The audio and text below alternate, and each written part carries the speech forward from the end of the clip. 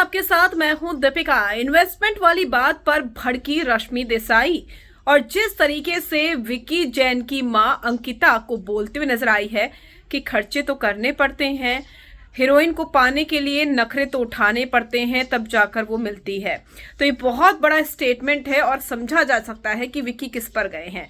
अब इस पर रश्मि देसाई, जो कि अंकिता की बेस्ट फ्रेंड है, विक्की की भी है, लेकिन वो पहले से अंकिता को जानती है, तो ऐसे में उनका गुस्सा भड़का है। यूं तो रश्मि देसाई ने बिग बॉस 17 में ज्यादा कोई कमेंट किए नहीं, लेकिन उनका गुस्सा फटा उनकी सास पर, क्योंकि सास कंटिन्यू इंटरव्यू दे रही है जिसमें वो अंकिता को इस तरीके से दिखा रही है कि अंकिता रोड पर थी, अंकिता ने तो कभी कुछ किया ही नहीं और हीरोइन पर खर्चे करने पड़ते हैं, उनके नखरे उठाने पड़ते हैं, तब जाकर वो मिलती है।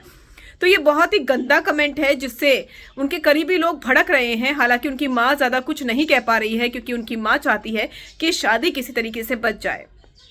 अब ऐसे में विक्की की मां बाहर इंटरव्यू दे रही है तो रश्मि देसाई का गुस्सा फटा और उन्होंने एक और पोस्ट लिखी है यहाँ पर सासू माँ जी के लिए।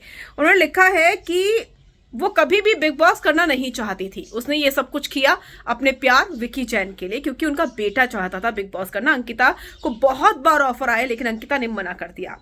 वो ये भी कहती है कि खर्चे पालने पड़ते हैं का क्या मतलब है आंटी जी।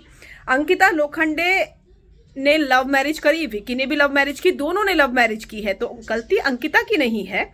और वो ये भी कहती है कि मतलब कि विक्की से शादी करने से पहले वो रोड पर नहीं थी, वो अंकिता लोखंडे है। आप ये भूल रही हैं, अंकिता लोखंडे टीवी की दुनिया में बड़ा नाम है और वो रोड पर कभी भी नहीं थी।